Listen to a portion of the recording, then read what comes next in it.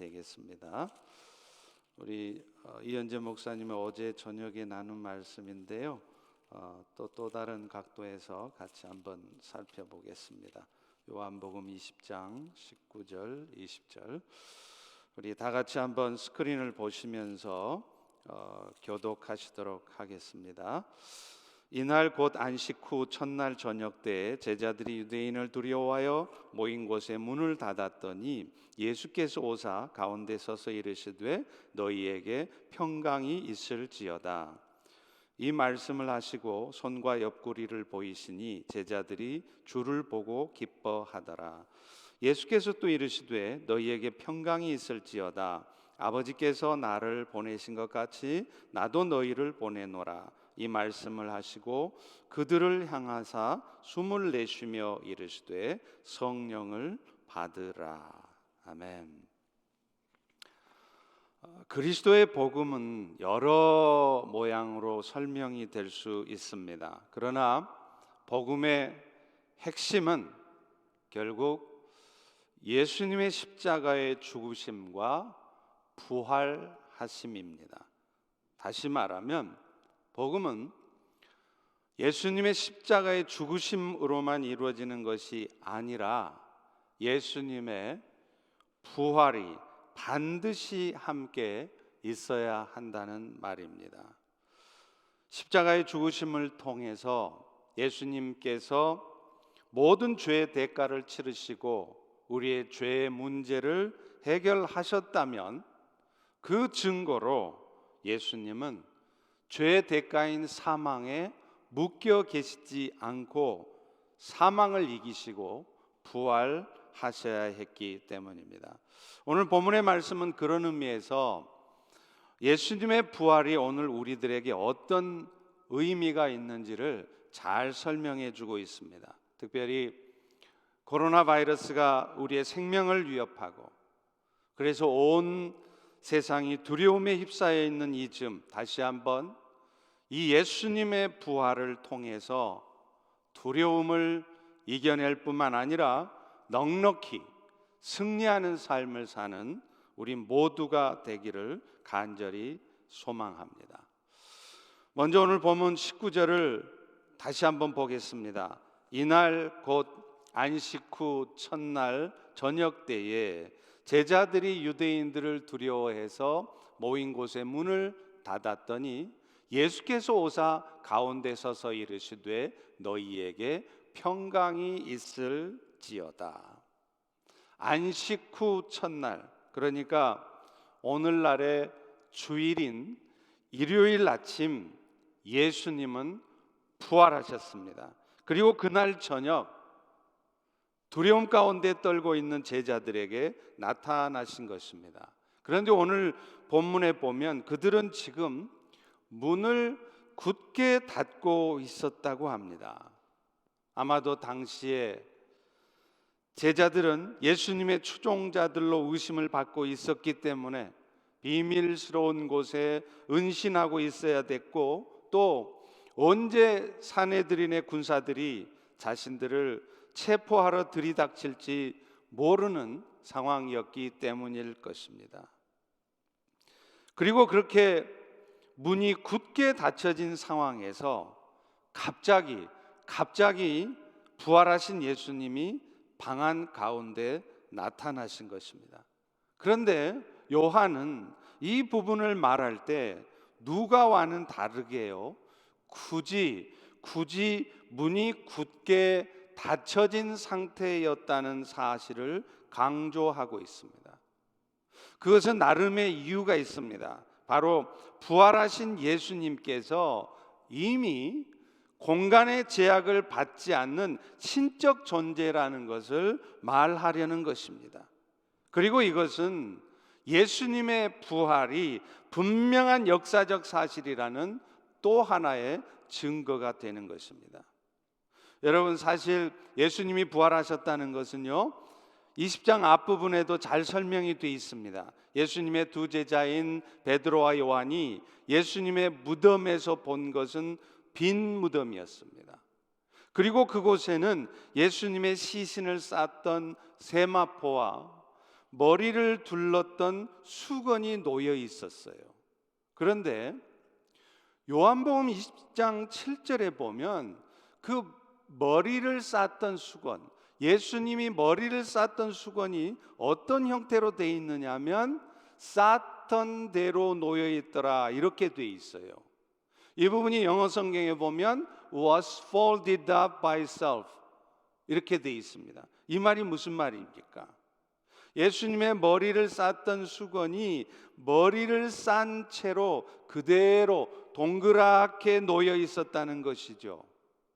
이것은 예수님께서 부활하실 때 순간적으로 몸만 빠져나오심으로 부활하셨다는 것을 시사하는 것입니다. 실제로 지금 예수님은 제자들이 문을 꼭 닫고 있는 상황인데 방 안에 갑자기 나타나셨어요. 다시 말하면 부활하신 예수님은 더 이상 육신의 제약 가운데 있었던 이전의 예수님이 아니라 이미 영광의 형체로 변해서 신령한 모습을 가지신 예수님이시라는 것을 말하는 것입니다. 그러므로 우리는 예수님의 빈 무덤, 그리고 거의 놓여 있었던 세마포와 수건, 그리고 특별히 예수님이 제자들에게 나타날 때 공간적인 제약을 받지 않고 나타나셨다는 사실을 통해서 예수님의 부활이 분명한 사실이라는 것을 확인할 수 있게 되는 것입니다. 그리고 예수님이 부활이 분명한 사실이라는 것은 우리의 믿음의 문제이기도 합니다. 여러분, 히브리서 11장에 보면 믿음에 대한 얘기를 시작하면서 가장 첫 번째 언급된 믿음이 무엇이었나요? 히브리서 11장 3절에 보면 이렇게 말합니다. 믿음으로 모든 세계가 하나님의 말씀으로 지어진 줄을 우리가 안다는 거예요.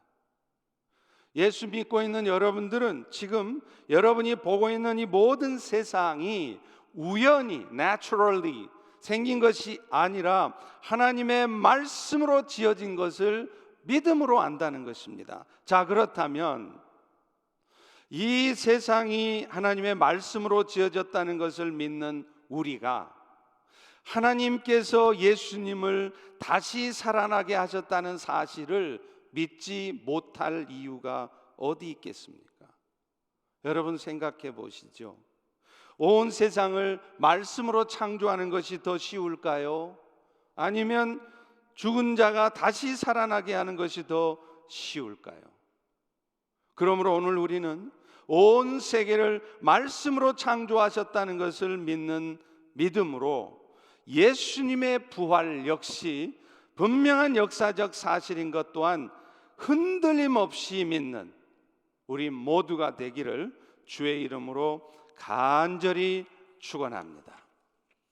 자, 그렇다면 그 예수님의 부활은요, 오늘 우리 모두에게 어떤 은혜를 가져다 주는 것입니까?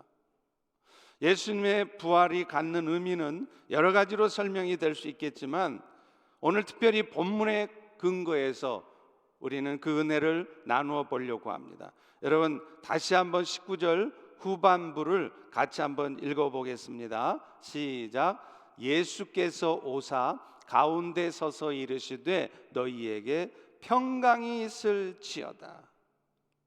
예수님의 부활은 결국 우리에게 무엇을 가져다 주는 거라고요? 평강을 가져다 준다는 거예요. 그런데 여기서 말하는 평강은 헬라어로 하면 에이레네라는 단어를 씁니다. 그런데 그 뜻이 뭐냐면 주님만이 주실 수 있는 평안이라는 뜻이에요. 그렇다면 오직 예수님만이 주는 평안이란 구체적으로 무엇을 의미할까요? 먼저 예수님이 주시는 평강은 그저 예수님 때문에 우리 마음 편해진다는 말이 아니라 보다 근본적으로 하나님과 화평한 관계가 되었다는 의미인 것입니다. 에베소서 2장 14절 16절에 보면 그 평강의 의미를 잘 설명하고 있어요. 그는 우리의 화평이신지라 둘로 하나를 만드사 원수된 것 곧 중간에 막힌 담을 자기 육체로 허시고 십자가로 이 둘을 한 몸 만들어서 하나님과 뭐하게 했다고요? 화목하게 했다는 것입니다. 원래 하나님과 우리 사이는 죄로 말미암아 단절되어 있었어요. 그 증거가 무엇이냐면요, 오늘날도 세상의 사람들 중에 그가 아무리 세상의 지식으로 충만하고 박사여도요, 죄로 말미암아 하나님과 단절된 자라면 그는 결코 하나님을 알아보지 못합니다. 그는 결코 하나님을 아버지라고 부를 수 없습니다. 왜 그렇습니까? 죄 때문에 단절돼 있기 때문에 그래요. 또 여러분, 구약시대 성전 안에서도요, 하나님이 거하시는 지성소와 일반 대제사장들이 들어갈 수 있는 성소가 구분이 되어 있습니다. 왜 그렇습니까? 누구든지 누구를 막론하고 하나님이 거하시는 장소인 지성소에 들어가면 곧바로 죽임을 당해요. 왜요? 빛 대신 하나님 앞에 죄가 있는 인간은 서 있을 수가 없기 때문입니다. 여러분, 이것이 바로 하나님과 인간이 죄로 말미암아 단절되어 있었다는 의미예요. 그런데 예수님께서 십자가에 죽으셨습니다. 그런데 그 예수님이 십자가에 죽으실 때 어떤 현상이 나타났습니까? 성전의 지성소와 성소를 구분했던 휘장, 거룩하신 하나님과 죄된 인간을 구분해냈던 휘장이 위로부터 아래로 쭉 찢어진 것이었어요. 그것은 곧 앞서 말한 에베소서 2장 14절의 말씀처럼 예수님께서 십자가에 죽으심으로 자기 육체를 통해서 죄 때문에 하나님과 단절되었던 인간의 관계를 회복시켜 주셨다는 것입니다. 그래서 하나님 앞에는 도저히 설 수 없었던 죄인들, 죄가 있기 때문에 죄가 없으신 거룩하신 하나님 앞에 서면 곧바로 사망에 이를 수밖에 없는 인간들이 예수 그리스도의 이름에 힘입어서 하나님 앞에 나아갈 수 있게 되었다는 거예요. 그것이 바로 지성소를 구분하던 휘장이 찢어졌다는 의미입니다.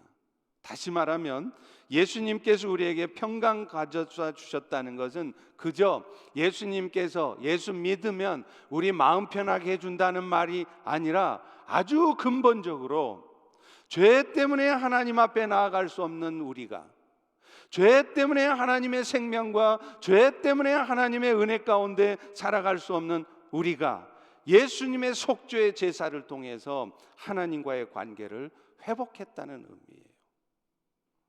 그 결과 오늘 우리는 어떻습니까? 누구든지 예수 그리스도의 이름에 의지하면 하나님 앞에 담대히 나갈 수 있습니다. 그래서 이 땅의 삶을 살아갈 때 이런저런 어려운 일이 있고 힘든 일이 있어도 그럴 때마다 그 하나님의 도우심 가운데 살아갈 수 있게 된 것이에요. 그래서 히브리서 4장 16절은 이렇게 말합니다. 그러므로 우리는 긍휼하심을 받고 때를 따라 돕는 은혜를 얻기 위해 은혜의 보좌 앞에 담대히 나아갈 것이라. 하나님은 오늘도 여러분들을 긍휼하게 여기세요. 지금 코로나 바이러스 때문에 여러분이 얼마나 고통받고 있으며 얼마나 두려움 가운데 있는지 잘 알고 있습니다.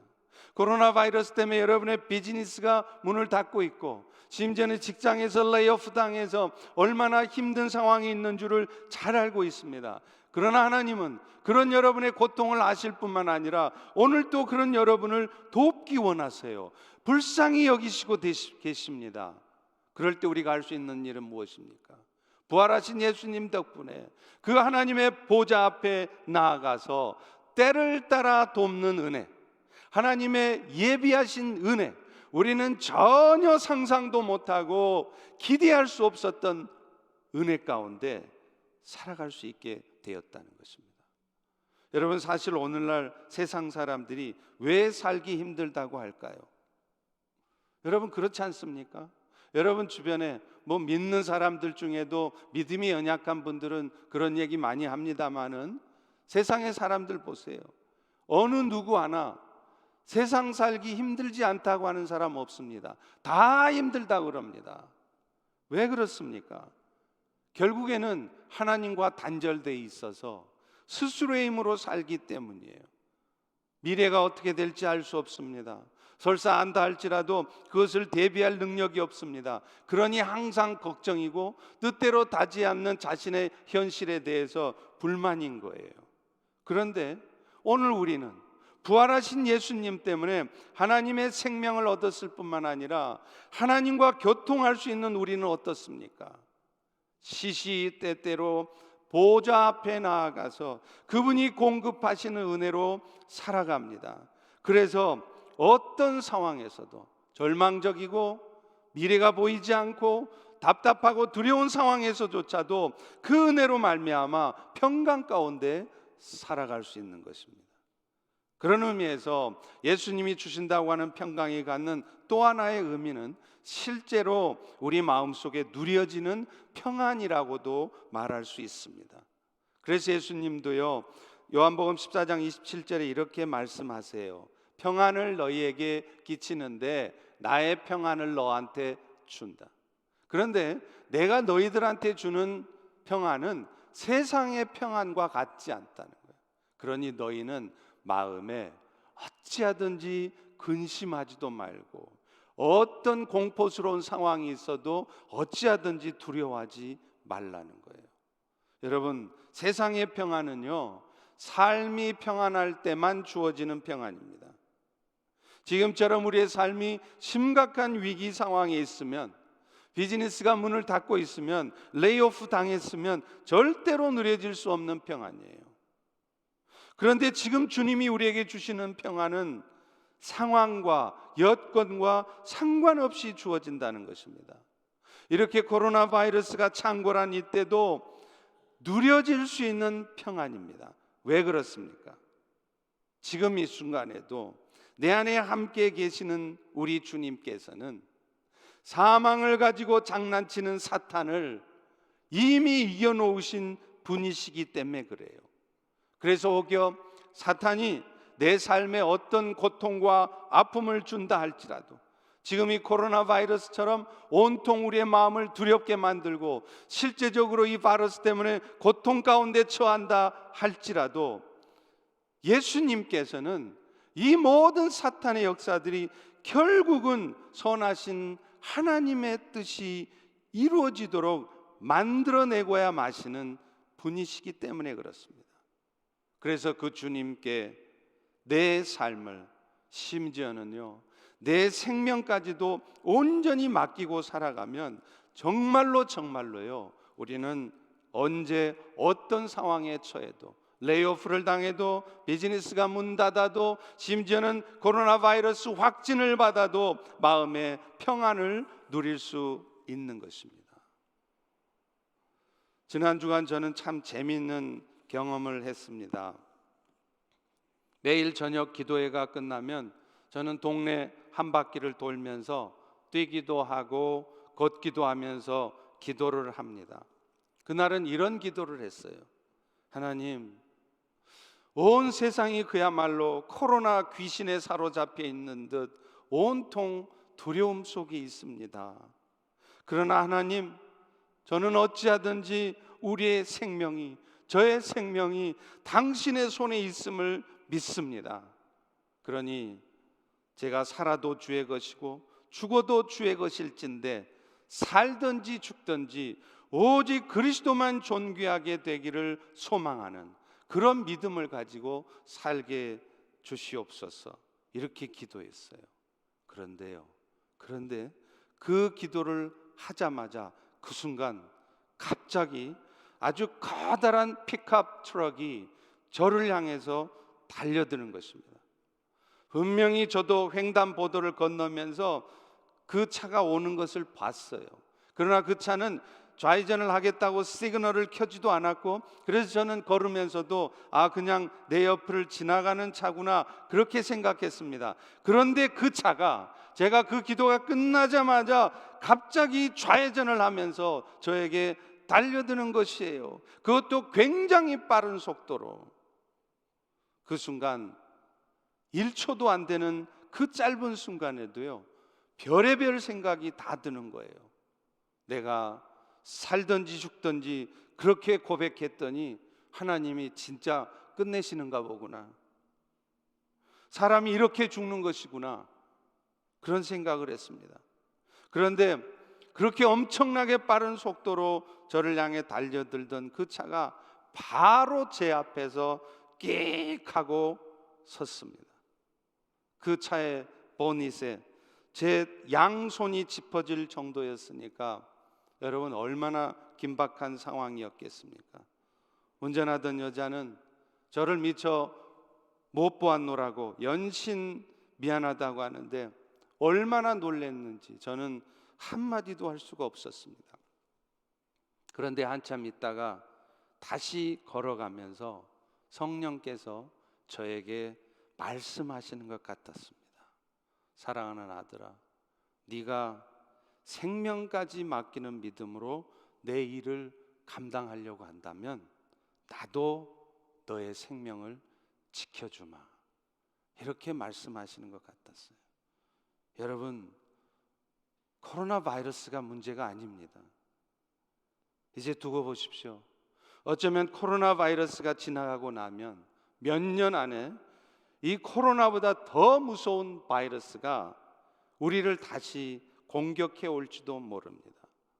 마지막 때가 가까웠기 때문입니다. 성경이 예언하고 있기 때문입니다.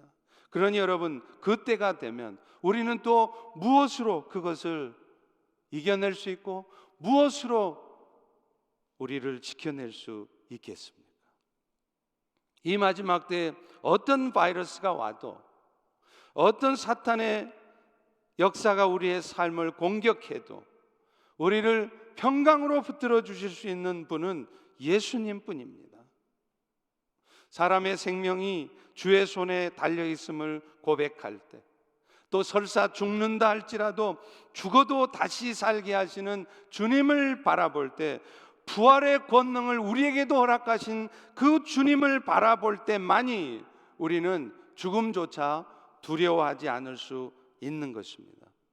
오늘도 나의 삶을 지키시고 이끄시는 그분께 나의 삶을 온전히 맡겨드릴 때 우리는 실제적으로도 평안을 누리며 살아갈 수 있게 되는 것입니다.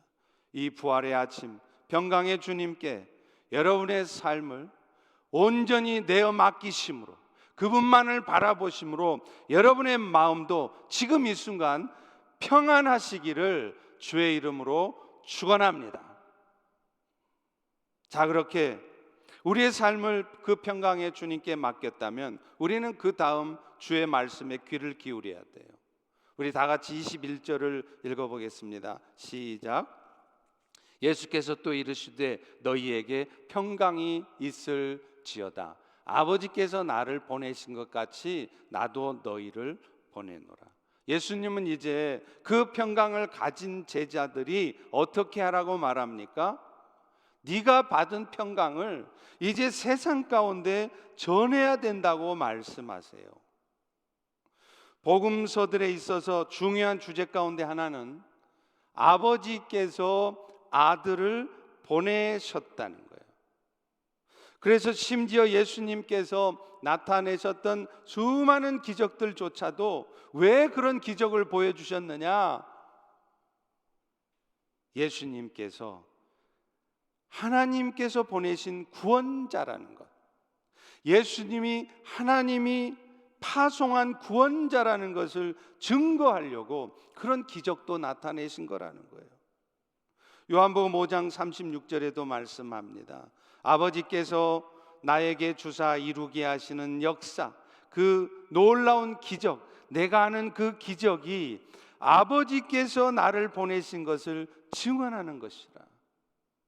그러니 보리떡 5개 물고기 2마리로 5,000명을 먹이신 기적도, 죽었던 나사로를 다시 살리셨던 기적도 결국 뭐 하자는 거냐? 예수님께서 바로 하나님께서 이 땅에 보내신 구원자라는 사실을 증거하기 위한 거라는 거예요.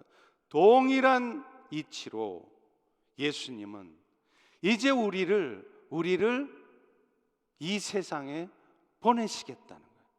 그리고 우리를 이 세상에 보내실 때 예수님이 기적을 나타내셨던 것처럼 여러분의 삶에도 기적 같은 일들이 나타나고 도무지 안 될 것 같은 일들이 되어지고 도무지 실력 없고 부족한 사람들이 높여지고 하나님의 크신 역사를, 정말 기적 같은 역사를 경험하게 되는 이유가 뭐냐? 여러분들이 그리스도의 평강을 전하는 세상의 구원자가 되도록 하기 위함이라는 것입니다. 그런데 오늘 우리는 어떻게 살아가고 있습니까? 오늘 우리는 말씀 들었듯이 예수님의 십자가의 은혜를 통해서 죄 용서함을 받고 영원한 생명을 얻었습니다.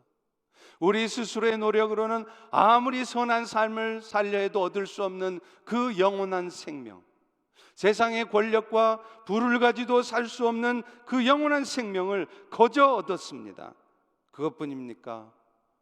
어차피 사람이 한 번 죽는 것인데 우리는 죽어 또 다시 삽니다. 또 이 땅에 사는 동안에도 사탄이 어떤 역사를 우리 가운데 벌여놓아도 그 모든 일들이 결국은 우리를 향한 하나님의 선하신 계획이 이루어지도록 다 쓰일 수밖에 없다는 것이에요. 그런 은혜가 우리에게 있는데, 그런 부활로 말미암는 평강의 은혜가 우리에게 있는데 오늘 우리는 어떻습니까? 여전히 우리의 삶의 문제만 사로잡혀 살아가고 있지는 않으십니까? 오늘날 코로나 바이러스가 우리 믿는 자들에게도 똑같이 고통과 두려움의 일이 된 것도 다 이유가 있습니다. 부활의 은총을 입었으면서도 우리의 인생들을 그 엄청난 은혜를 주신 주님을 위하여, 그 영원한 나라를 위해서 사용하는 것이 아니라 여전히 삶의 문제에 집착하고 삶의 문제에 휩싸여서 살아가는 우리들에게 다시 한번 우리의 삶을 돌아보도록 하는 것입니다. 그래서 이제 남은 인생 어떻게 살아야 할지를 진지하게 살펴보라고 이렇게 쉬는 시간들을 주시는 것입니다. 결국 내 뜻대로 되지도 않는 인생 살면서 여러분 생각해 보세요. 지금 우리가 어떻게 삽니까? 내 몸 하나도 내가 마음대로 만질 수 없어요. 바이러스 감염될까 봐 내 코도 못 만집니다. 내 입도 못 만집니다. 내 몸 하나도 내가 내 마음대로 만질 수 없는 이 상황 왜 생겼다고 생각하십니까? 눈에도 보이지 않는 이 작은 바이러스 하나 때문에 우리는 모든 계획을 수정해야 했습니다. 지금 여러분이 1년 전에 그렇게 죽을 똥살똥 세웠던 계획들 지금 실천되고 있습니까? 모든 계획이 캔슬됐습니다. 눈에도 보이지 않는 그 작은 바이러스 하나 때문에 모든 것이 스톱될 수밖에 없는 이 보잘것없는 우리가 여전히 내 생각대로만, 내 욕심대로만 살지 말라는 거예요. 당장 내일이라도 여러분 중에도 바이러스 때문이건 아니면 교통사고가 나서든 이 땅의 삶을 마감할 수 있는데 주님 앞에 설 때를 생각하면서 영원한 생명을 주신 주님을 위해 살고자 뭔가 한번 결단해 보라는 거예요.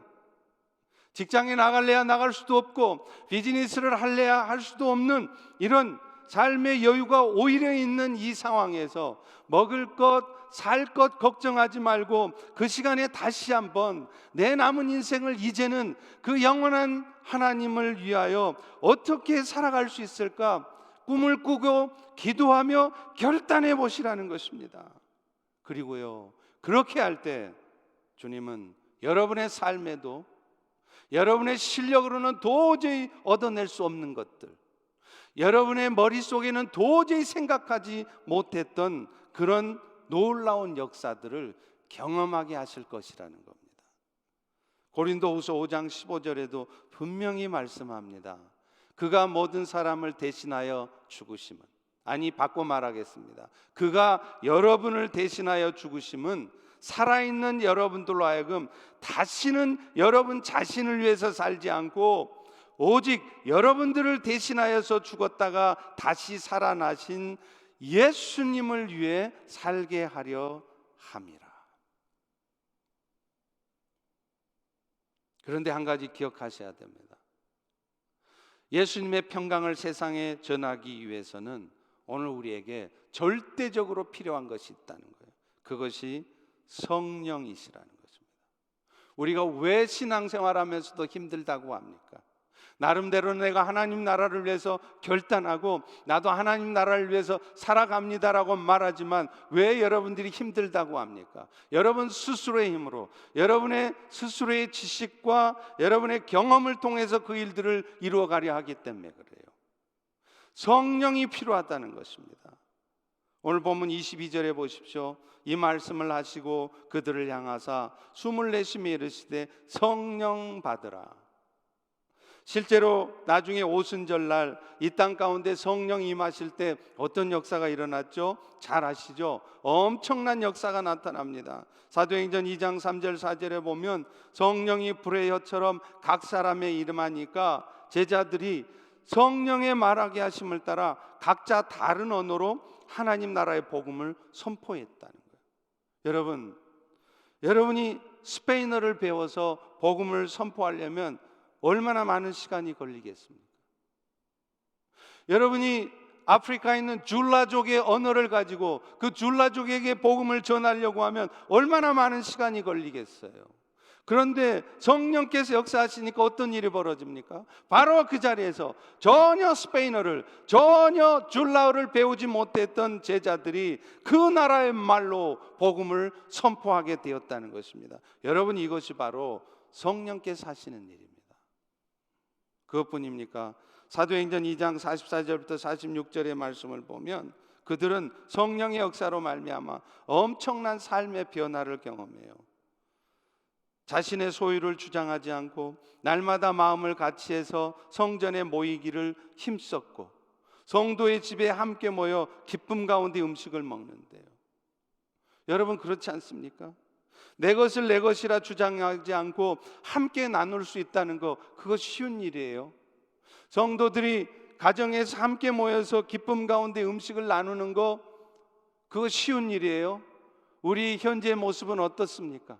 물론 가정을 오픈하시는 분들도 있지만 또 어쩔 수 없는 이유 때문에 가정을 오픈하지 못하시는 분들도 있지만 다 우리가 가정을 오픈하면서 함께 기뻐하며 음식을 나누지 못하고 있지 않습니까? 그런데 초대교회 사람들은 그렇게 했습니다. 이유가 뭡니까? 성령이 역사하시니까 마음이 변하는 거예요. 속 좁았던 마음이 넓어지는 거예요. 결코 손해는 안 보려고 했던 마음들이 성령이 임하시니까 바뀌는 거예요. 여러분 주변에는 아마 평생 변하지 않을 것 같은 사람이 있을 것 같습니다. 그러나 그런 사람들조차도 변할 수 있습니다. 마약 중독, 알코올 중독, 하루아침에 그 중독에서 벗어날 수 있습니다. 심지어는 동성애 문제도 극복될 수 있습니다.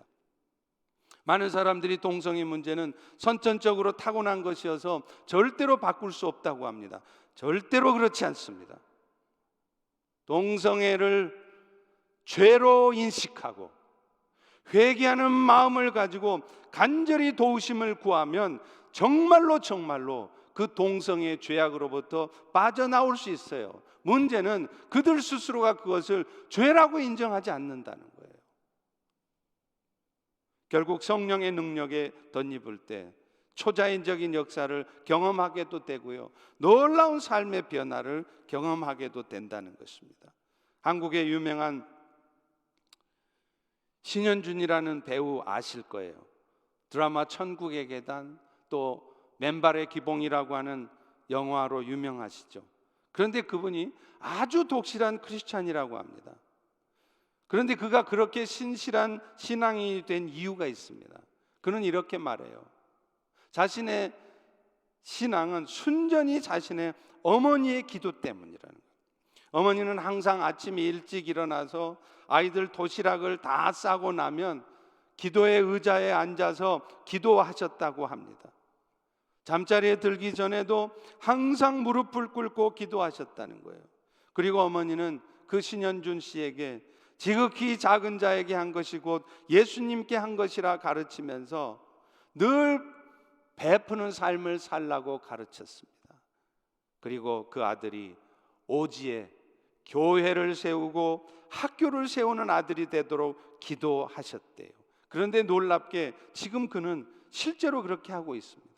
카자흐스탄에 2개의 교회를 세웠고 캄보디아에 기독교 학교를 세웠습니다.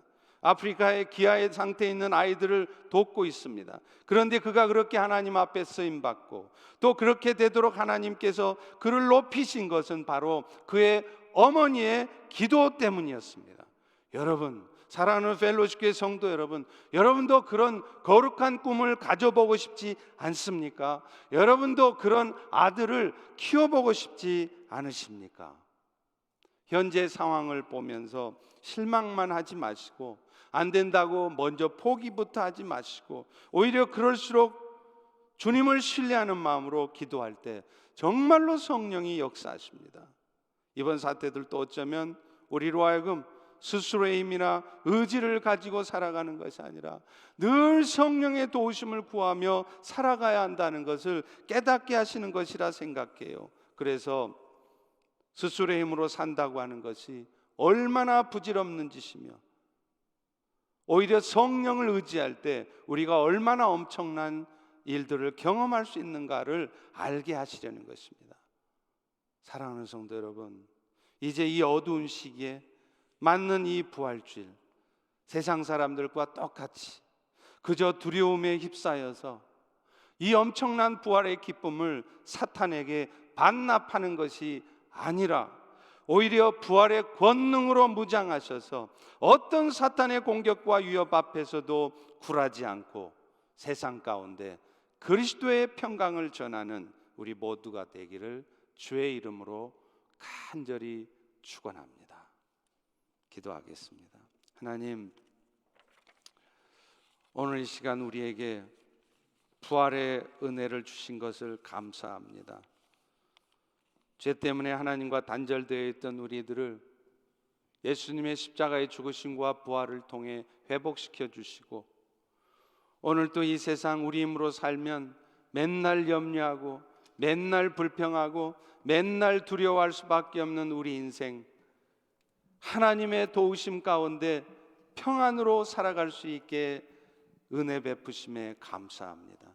이제 부활주의를 맞이해서 우리 모두가 그 부활의 권능을 가진 주님을 바라보며 그 평안이 실제적으로 누려지고 세상 가운데 증거되어지는 역사가 있도록 은혜 베풀어 주옵소서. 예수님 이름으로 기도합니다. 아멘.